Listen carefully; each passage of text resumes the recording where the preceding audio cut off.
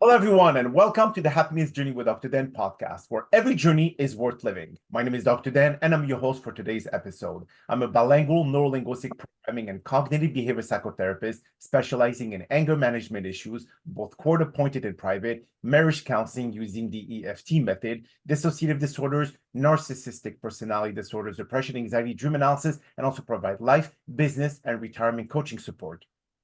I provide individual one-on-one session in both French or English and also do group settings. If you need any assistance, reach out to DMV Therapy and Coaching Services at 301-325-1550, and our website can be found at lifecoachdanamzalike.com.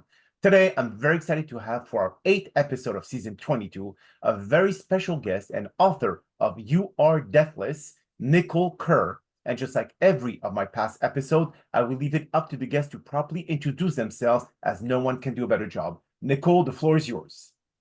Well, thank you, Dr. Dan, and bonjour. My name is Nicole, as you said, and I currently live in New Bern, North Carolina, but I grew up in the South in Jackson, Mississippi, and my background is in health and wellness. I actually worked for the Centers for Disease Control and Prevention for a number of years. I've also worked in a hospital. I'm a registered dietitian nutritionist. My focus has been on childhood obesity and adult obesity, diabetes, and cancer. I was an oncology dietitian as well as a wellness director in a hospital. So I've always been a proponent of preventative medicine and lifestyle medicine. And I know that's not very sexy and glamorous in the medical industry, but it's very important that we do take care of ourselves in a preventative way. And as we're aging, we can all start to appreciate the care that we did take of ourselves is really helping us now. So that's kind of my background. I love health. I love wellness. I'm passionate about it. And of course, nutrition. It's one of those things everybody thinks they know what we need to be eating and what we don't need to be eating. But clearly, the landscape in the field of nutrition has changed drastically in the past 30 years. We eat a lot more ultra processed foods, and we could probably have a whole discussion just on nutrition. But today we're going to focus on the book that I wrote called You Are Deathless. And that goes back to a car crash that I had when I was 19 years old and was pronounced dead at the scene and was revived. I was clinically dead about 10 to 13 minutes. And then revived. And my memory didn't come back, Dr. Dan, for 19 years. So I wrote this book. It took me 13 years to write it, okay? And I was used to writing scientific publications. And as you know, as a doctor, writing for medical journals is a whole different way and style of writing than writing for the general public about something that happened to you. So it took me a long time. I had to have a writing coach and go to workshops to learn how to write for the lay public in a book. And it put myself out there in an authentic and genuine and truthful way. And so I have it now. I did Audible. I narrated it myself. And you want to talk about a different healing experience. It's one thing to write a book. It's another thing to write what you wrote about yourself and then to listen back to it. So it's getting the message that, oh my God, this really happened to me. It's not some third party that this happened to. So it's been a 41-year long journey. And I call this my near-death experience that has led to a spiritually transformative experience, because I am not the same person that I was at 19 years old, not in any way, shape, or form. And it's been a very difficult journey for me because I've had to reconceptualize who God is, the God that I grew up with as a little girl in Mississippi, the Southern Baptist religion and the Lutheran religion. When I got to the other side, that's not the God that I encountered. So coming back and remembering that and actually embodying it and believing it when my family still believed the other way was very difficult for me. Also, dealing with trauma, as you well know, as a psychologist, is extremely difficult. And my parents did not believe in mental health. In fact, when I was in the hospital 4 months, when the doctor said, Nicole's going to need a lot of mental health, she's going to need to see a psychologist, a psychiatrist. My mother looked at the doctor and said, Jesus is our psychiatrist and psychologist. And I have to tell your audience, Dr. Dan, I love Jesus, but he never came down and sat on the couch and said, Nicole, let's talk about your illness and let's talk about this trauma and your compulsive eating and all the ways the trauma has manifested since you haven't dealt with it. That never happened. So when people say that kind of thing, they're really hurting you and not allowing you to get the services you need, just like you need to get help for a broken pelvis, a broken foot, a broken arm, all these different injuries that we get. You go to a hospital, you get help. It's the same thing with mental health. You need additional support with that. You cannot do it on your own. Your body cannot process it on its own. So I'm a huge proponent of mental health. And now I'm a huge proponent of spiritual health. Yes, So those are all the different pieces of the wellness wheel, that make up holistic health. absolutely. Well, thank you so much for being here today. And I don't like to have my podcast talking about doom and gloom, like a near-death experience or anything of that sort. But I feel that um, it is a really important topic that no one wants really to face because death is a really sensitive topic. It's really difficult for people to accept that death is imminent. No one wants to be able to, uh, lose their life, and no one wants to really know when is their death coming, or even if they knew, how would they act, how would they behave? And there was actually an interesting question about with Neil deGrasse Tyson, the cosmologist or the Astrophysicist. astrophysicist, and he said that if I knew when my death day would be, it would be very difficult for me to be able to kind of know what approach I need to take to really fully live my life today. Okay, so the fact that we don't know when we're going to pass away enables us to wake up every single day and tackle the day and be motivated to be able to take advantage of every single day that God gives us. And that's something that's really important to be able to discuss, that we should not be afraid of death, because despite the fact that physical body will deteriorate eventually, but consciousness remains. That's exactly right. And that's exactly what my experience was. And the mission that I was given on the other side was to go back and tell people not to be afraid of death, because you can see in our current culture right now how fear is causing so much stress on the body. And it's causing us, when we're in fear, we can't have clarity because we're operating, as you well know, with our amygdala, that fight, flight, or fear part, instead of our prefrontal cortex, which is where we make our executive reasoning functions, decisions. And when we are in fear, it's a very low vibration. And usually worry accompanies the fear, and spirit can't get through that as long as you are so dense in that vibration of fear and worry. And when you're in fear, what I have seen is you want to control and fix things. You want to control other people, you want to fix situations. And it's really important that you understand what is an irrational fear and what's a real fear. And most of our fears are irrational, and they're coming from limiting belief systems that we've acquired through our life that are simply not true, but we're still operating like they are the truth. So they're going to cause us to perceive things that are not right. So I want people to really kind of take the layers back on their fear, especially of death, and pull it back. I actually have a checklist of fears in my book, and see what it is that you're really afraid of. And if you grew up with a religion that presented the God as dual, meaning he's love, he's protective, he's going to take care of you and be there for you. And then on the other side, here's this set of rules. And each church has their own set of rules. And I can tell you that because the Baptist had a different set from the Lutheran and from the Catholic. And that's all in addition to the 10 Commandments. Okay.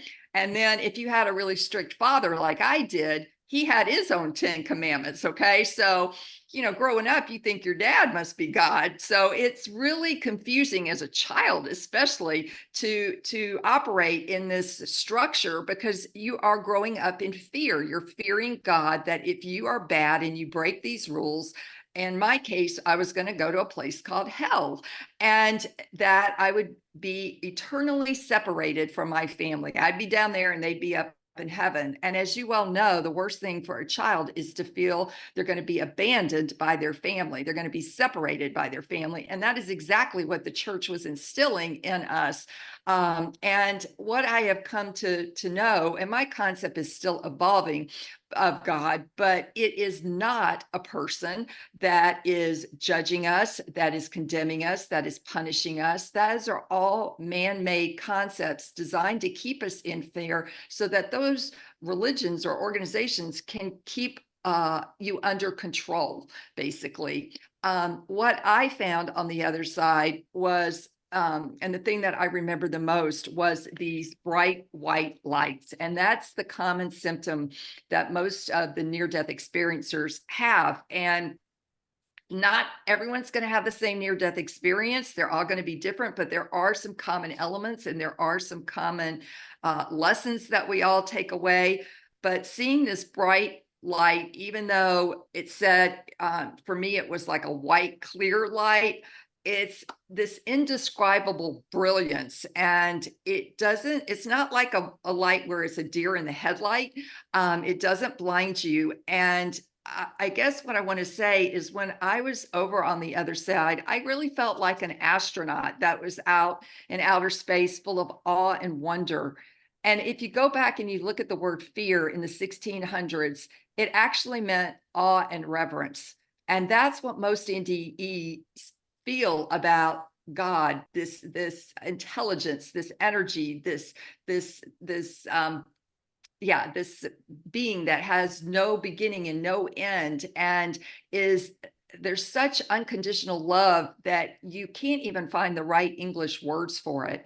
And I will tell you, when my memory came back 19 years after the crash, the only thing I remembered was that bright white light.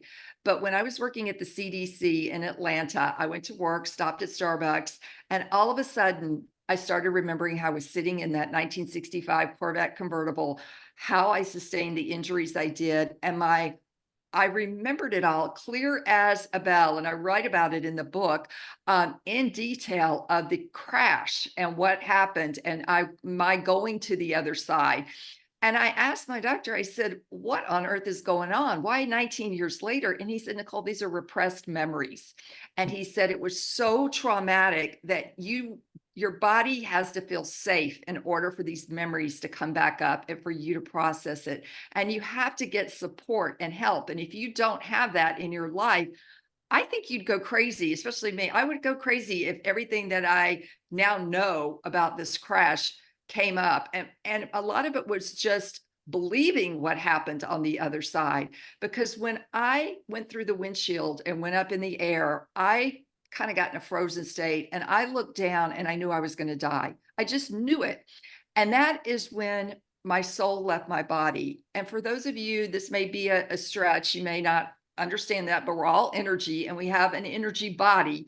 And upon death, that energy body cracks open from the top down and your soul, your spirit leaves and goes back to the other side. And I had an angel come and escort me to the other side. And then as I'm laying there, my corpse is in the ditch. They have EMS arrived on the scene 10 to 13 minutes later. I was pronounced clinically dead. The paramedic did a sternal knuckle press, which is designed to elicit pain in the body. And Dr. Dan, the only symptom that he got was my right eye flinched. And do you ever remember that saying, your eyes are the window to your soul? Yes. At that moment, when he was doing that, my eye flinched, my soul, which was on the other side, flew back into my eye, and he got a blood pressure on me of 60/0. Wow. That was the only sign of life. Okay. They immediately got me in the ambulance, started CPR, did 20 minutes all the way to the nearest community hospital, which is a long time to do CPR on somebody. And you can vouch for that. And, I survived. And then I had 2 more near-death experiences in the hospital. But I'm just coming back to tell you that it really is, it boils down to this. It's taken me almost 4 decades to understand that death is absolute beauty. It's light, loving kindness, and this peace that passes all understanding on the other side. And some of the lessons that are universal for all of us that I would like for people to know if they don't already, because if you could learn these lessons now and not have to die like I did, you're going to have a shorter life review when you get to the other side, and you're going to have a more meaningful, purposeful, and loving life here and now. And you'll be able to face your death without fear. And the first one is we don't die. And you just talked about that earlier. Yes, the vessel part of us does, but our essence, our spirit, that life force energy, the chi, it lives on. Love is all that matters and is the source of all that exists. So the source of all that exists, it can be whatever you call it, God, creator, higher power, but it is a presence, it's an intelligence, it's a energy, it's this, it's even hard to put that in word, but that's kind of how I condense it. And it's I'm sure that you heard about the Dr. Eben Alexander, the yes, neurosurgeon. He was in I- Oprah, and I think he also went through, I think he had meningitis. He wasn't, yes, did you go into a coma? Or you didn't? yes. He was in I a, know I was unconscious for 12 hours. So I did not go into a coma like he did, but I actually met him and have talked to him, and a really interesting guy, and totally changed his views about near-death experiences based on his own experience, and has helped to lead the research in this field. but clinically, I mean, if the brain is deprived from oxygen for more than 10 minutes, don't you get completely brain dead? That's my understanding. So So what to so happened to after 13 minutes? So I was gone. I was gone over to the other side. I was not even in my body anymore. I was completely I had left it, and it was dead by all human uh clinical definitions, and that's why they pronounced me dead. And even the paramedic received what they have in Colorado. I was a cadet at the US Air Force Academy when this happened. He won the Phoenix Award, which is for first responders who have a victim who is declared dead, and they are able to resuscitate them and bring them back to life. Okay, so he has the documentation that afforded him the ability to get that honor for my particular situation where he brought me back. So how So long does it take after you're clinically, I mean, called or clinically dead? Why did the paramedics feel that there was still a sign of life that pushed them to continue doing CPR all the way to the hospital? um, because I think, first of all, this guy was a former Navy SEAL, and he was the kind of guy, no one tells him what to do. And he believed that he got that sign of life. And it wasn't going to be on him that I expired. It would be on the hospital. If he could just get me to the hospital and keep me alive till he got to the hospital. So him and his partner traded off doing CPR that whole time. And they got me there, and they immediately took me to the operating room, and it was just trying to get me stable that night. And after many hours in surgery, they did. But it was up and down. And I had emergency operation 2 weeks later. I had all this bacteria from the gravel and the grass, and I got sepsis, I got gangrene. I was very, very sick, and they went in and opened me up and did a colostomy, and they lost me on the table. And I felt my body once again. I was going to that light, and the angel caught me and said, Nicole, you're going to have to go back in that body. And I was like, I don't want to get in that body. It's going to be painful, and there's going to be suffering.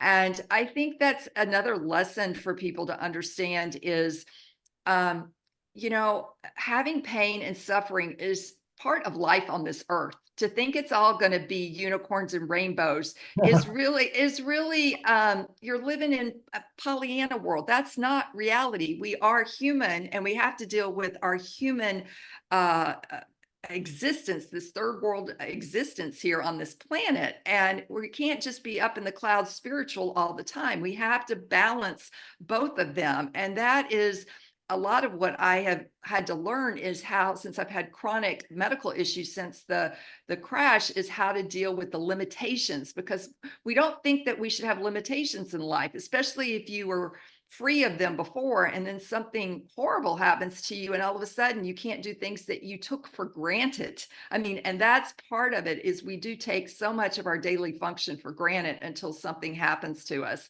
And that is why we need to make the most of every day. But I also want to tell people you're not judged on the other side. I think a lot of people believe they're going to go to the other side and you're going to be judged by this harsh God or the Santa Claus thinking you're a good or bad person. The terms good and bad, they don't even apply on the other side. Those are earth terms that man created in order to evaluate ourselves and other people. So you're not going to, when you go to the other side, that doesn't even exist. So how in the world can you be judged if nothing's good or bad over there? It's all just bliss, to be honest with you. So don't fear judgment on the other side. You will have a life review, and that is important because you came here to learn some lessons. We all did. All of our souls came to evolve and learn lessons and to raise our vibration and raise our frequency so that we can be loving and respectful, and realize that everyone and everything is connected, and that it's important to respect another human being and Mother Earth and all sentient beings. And we're not doing that a very good job of that right now. So that life review, when you go to the other side, is where how everything that you said, did, and thought during your physical life here on Earth impacted ourselves, others, and the world. So we do need to be mindful of what we're doing to other people with our words and with our actions. It's important. And that's why the Dalai Lama said, kindness is my religion, because you're never going to go wrong by being kind to someone. And when you can learn to love yourself, you're going to put love above judgment, and you will have peace. And also many, I read in certain philosophy, they say that people are afraid after they pass away to be judged, as you mentioned, either being sent to hell or heaven. But we're already in hell. Come to think of it, Earth is hell. So the only way up, is heaven. So if you have to That's exactly right. I say that to people all the time. I said, look at the people that are living in poverty, that are in right now these military zones in the Ukraine and in Israel and Gaza. I mean, that's hell. They don't know where water's coming from. I mean, it is, they don't know if they're going to live tomorrow, if a bomb's going to explode. So yeah, we are so blessed in America to just have the resources and the freedoms and the abilities that we do. And if you do any amount of traveling, especially to third world countries, I think that should be mandatory for everybody, because you come back and you appreciate toilet paper, all these little things that we just take for granted that they don't. It is so important, that gratitude component. And I want to also tell people you're never alone. Okay. I know a lot of people thought during COVID, there was a lot of people passing, their loved ones were alone, but we're never alone. There's a whole spiritual realm on the other side of angels and spirit guides and your deceased loved ones that are there, and they want to help you, but we have to ask them for help because we have something called free will. So if you start developing a relationship with your angels, with your, if you want to talk to your loved ones, you can do that. They're there. They're not going to come in the physical form, but they will give you answers. They may not be the answers you think you want to hear, or see, but they're there, and you're never alone. And I really want people to hear that, because a lot of people get scared that they're going to die alone, but that's not the truth at all. Actually, on your way to transitioning to the other side, they come in as you're dying. Their presence comes in and they escort you over to the other side. Now, there was actually something that I saw about the presence of God. I do not want to talk too much about religion on this podcast or anything like that, but it is said that some people say, no, everything is just pure coincidence. The universe, the way it was created. And they must have, even actually Stephen Hawking, who was an atheist, did say in his first book that I do not believe in God or anything, but his last book said it is impossible that this universe with the galaxies, the planet, being created with the exact perfect amount of gravity. Because if it was 1% more or 1% less, we would not have life on Earth. Everything would have been completely distorted. Dark energy, dark matter, all this have to have divine intervention. So he admitted in his last book before he passed away that a presence, he didn't mention divine, he said, but a presence from above had to be a part of this whole fabrication of the universe, because it could have never been done with that exact accuracy of temperature, of gravity, and everything else that surrounds it to be able to be in a world that we live in. So all this, so yeah, you may say that people like try to push religion and all that, but as you said, it was man-made. It was not God-made. That's exactly right. And that's what, when I look at what has happened to me, even the doctor said, what has happened to you, Nicole, is supernatural. I cannot explain it. And she had not, my surgeon, she was the first woman surgeon in Colorado Springs. She said, you have convinced me about near-death experiences because you've come back now 3 times and I've seen it and I've been a witness to it. And she said, it is something that when we talk about Easter and the religion of Jesus being resurrected, well, all these people with near-death experiences that have been, quote, clinically dead, a lot, their bodies are resurrected. I didn't bring myself back. I didn't will my heart to start beating again, Dr. Dan. None of us can do that. It's not a matter of mind over body in this case, It is a divine intervention that came in, that my soul came in and started beating again, and even on the operating table, they had called a code blue. They called my time of death on the operating room. And then 2 minutes after they did that, they'd already told my parents I was gone. My heart starts beating again.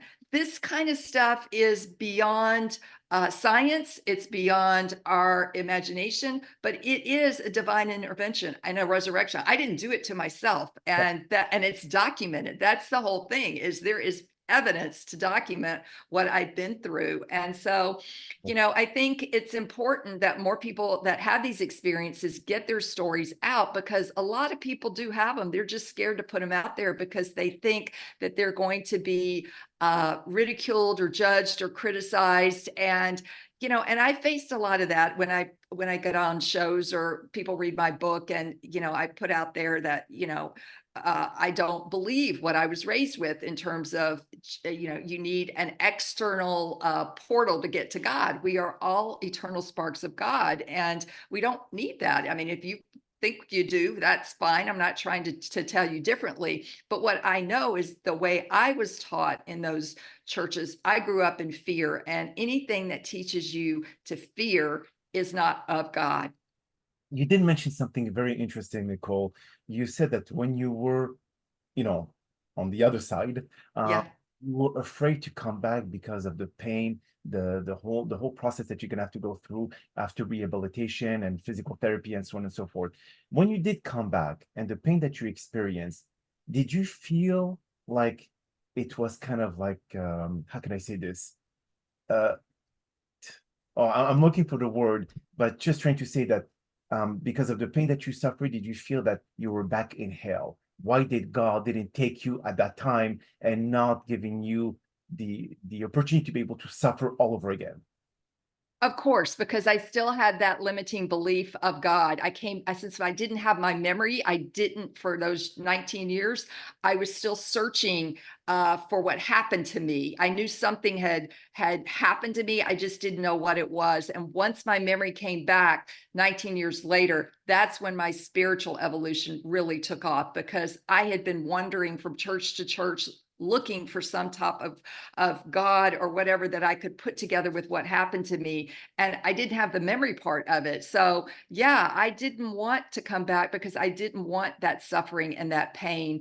And I will tell you, I had no pain upon impact. So for any of your loved ones who have died in a traumatic experience, like a car crash, in my opinion, their spirit leaves the body before they hit the ground. They will never remember the pain. I still to this day do not remember the pain of actually crashing into earth.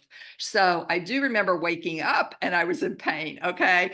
But the wreck itself, no. And I think that is another divine intervention, that your soul knows to leave before something horrific happens. So if you could tell our listeners before we conclude this podcast, Nicole, where can they find your book? So at least I'm sure that a lot of people are really curious to be able to hear your story or read your story. Yeah, it's called You Are Deathless, and it's on Amazon. It's on Barnes and Noble. You can get it at your independent bookstore. It's on Kindle. It's on Audible. And the subtitle is A Near-Death Experience Taught Me How to Fully Live and Not Fear Death. Beautiful. Well, Nicole, that is all the time that we have for today's podcast. I really appreciate you taking the time out of your busy schedule to join us. And thank you again for participating and inspiring our many listeners with your incredible story, near-death experience story. Now, we hope that you've all enjoyed today's episode. I'm also very excited about the many upcoming guests that we have scheduled for season 22 of the Happiness Journey podcast, filled with inspirational stories just like the one that you listened today. Now, here are some concluding words of wisdom. Death is a natural part of life's journey, not a final ending, but a transition. Embracing this truth frees us from the fear that can hold us back from truly leaving. Each moment becomes more precious, each connection more meaningful. Death reminds us to live with purpose and passion, to leave a legacy of love and kindness. It is a gateway to the unknown, an adventure beyond our earthly understanding. Trusting in this cycle of life and death can bring peace, allowing us to face our days with courage and grace. Remember, the essence of who we are transcends the physical, continuing in the hearts of those we touch. In this way, we are eternal. My name is Dr. Dan Amzalak, and you may all keep pursuing your amazing journey in life.